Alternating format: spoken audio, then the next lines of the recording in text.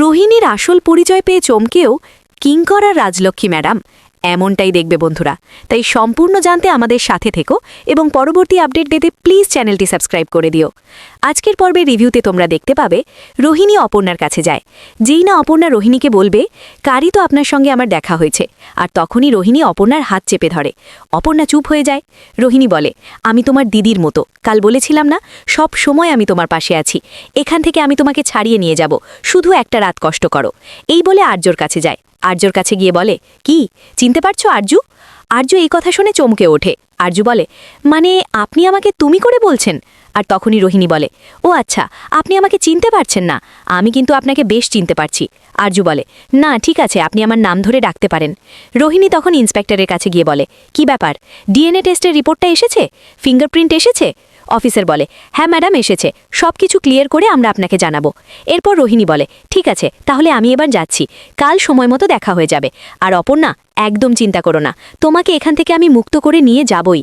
অপর্ণা চুপ হয়ে যায়, মনে মনে বলে, কেন জানি আমার একটু ভয় ভয় লাগছে, কেন হঠাৎ করে এরকম লাগছে।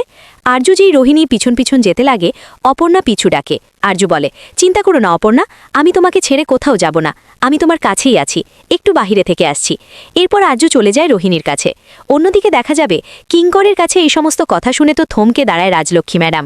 রাজলক্ষ্মী ম্যাডাম বলে, এটা কি করে হলো? না, অপর্ণা কিছুতেই এই কাজ করতে পারে না কিঙ্কর, আমি বিশ্বাস করি না, আমার মেয়ে কখনো এটা করতে পারে না। অপর্ণার বাবা মা তো খুব কান্নাকাটি করছে আর বলছে, ম্যাডাম আপনি আমাদের শেষ ভরসা, আমাদেরকে একবার আমাদের মেয়েটার কাছে নিয়ে চলুন, আমরা এভাবে এখানে থাকতে পারছি না।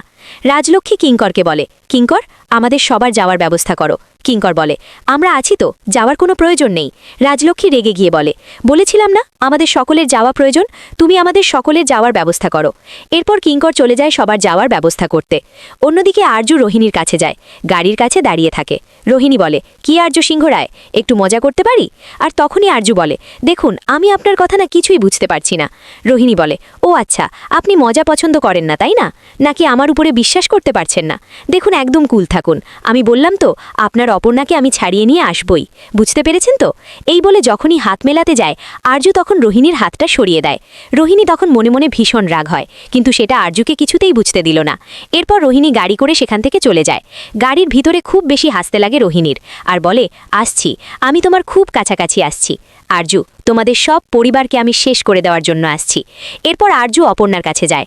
অপর্ণা বলেন, স্যার আপনার এখানে থাকতে হবে না, আপনি এখান থেকে চলে যান, প্লিজ আপনি এখান থেকে চলে যান, আপনার অনেক কষ্ট হবে। আরজু বলে, আমরা দুজন প্রতিজ্ঞাবদ্ধ হয়েছি, একে অপরকে কখনো ছেড়ে যাব না, এটাই হলো আমাদের ভবিতব্য, তাই তুমি আমার জন্য একদম চিন্তা করো না, আমি এখানেই থাকব, যতক্ষণ তুমি এখানে আছো ততক্ষণ আমিও এখানে থাকব।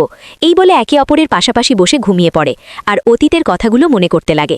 অন্যদিকে থানার ভিতরে এসে হাজির রাজলক্ষ্মী আর অপর্ণার বাবা মা। অপর্ণার বাবা মা অপর্ণাকে এই অবস্থায় দেখে তো কান্নায় ভেঙে পড়ে, বলে, আমার মেয়ে এই ধরনের কাজ কিছুতেই করতে পারে না। অপর্ণার মা বলে, দেখেছো দেখেছো সেতু, আমাদের মেয়েটার পাশ থেকে সেল সরে যায়নি, সেল আমাদের মেয়েটার পাশেই আছে, দেখেছো, আমার দেখে খুব ভালো লাগছে।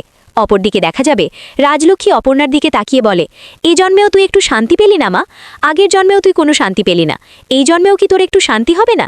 এই বলে অপর্ণার দিকে তাকিয়ে কাটতে লাগে। এদিকে থানায় অফিসার বলে, কি ব্যাপার, অপর্ণার জন্য তো ওনার হাজব্যান্ড রয়েছে, তারপর আপনারা কেন এসেছেন?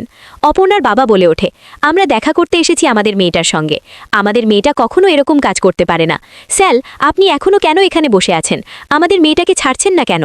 আরজু ঘুম ভেঙে যায়। আরজু বলে, দেখুন জামিনের ব্যবস্থা করছি, জামিন হয়ে যাবে, আপনারা চিন্তা করবেন না। আর এই কথাগুলো শুনে অপর্ণার বাবা খুব চিৎকার চেঁচামেচি করে ওঠে, যে একটি রাত কেন আমার মেয়েকে এখানে থাকতে হবে, আমার মেয়ে তো কোনো অন্যায় করেনি, তবে আমার মেয়ে কেন এখানে থাকবেন? এরপর দেখা যায় রোহিণী নিজের বাড়ি ফিরে যায়, গিয়ে আরজু রাজলক্ষ্মী অপর্ণা সবার ছবি দেওয়ালে টাঙায় আর বলে, পুরনো প্রতিশোধ আমি নেবই।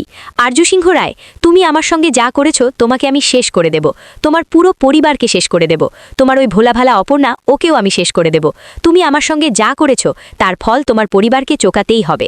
এই বলে কাউকে একজনকে ফোন করে বলে, আমি খেলা শুরু করে দিয়েছি, এবার আরজু সিংহ রায়ের বাড়িতে ঢুকব, তারপর ওদের ব্যবসা, ওদের সমস্ত প্রতিষ্ঠান, ওদের পুরো পরিবারকে আমি খতম করে দেব। পরের দিন দেখা যাবে কিঙ্কর বলে, তুই রোহিণী এই কেসটা লড়বে, রোহিণীই জিতবে। আর্য বলে, কোনো চিন্তা করিস না, রোহিণী এ কেসটা জিতবে। এদিকে রাজলক্ষ্মী এসে রোহিণীকে দেখে চমকে ওঠে। রোহিণী বলে, আমি এক্ষুনি আসছি। কোর্টে সময় হয়ে যায়, কিন্তু রোহিণীকে কোথাও দেখা যায় না। রোহিণীর জন্য সবাই চিন্তায় ব্যাকুল হয়ে আছে, কিন্তু রোহিণী এখনও আসছে না। তো বন্ধুরা, শেষ পর্যন্ত কি হতে চলেছে জানতে হলে আমাদের এই ছোট্ট চ্যানেলটিতে নজর রেখো।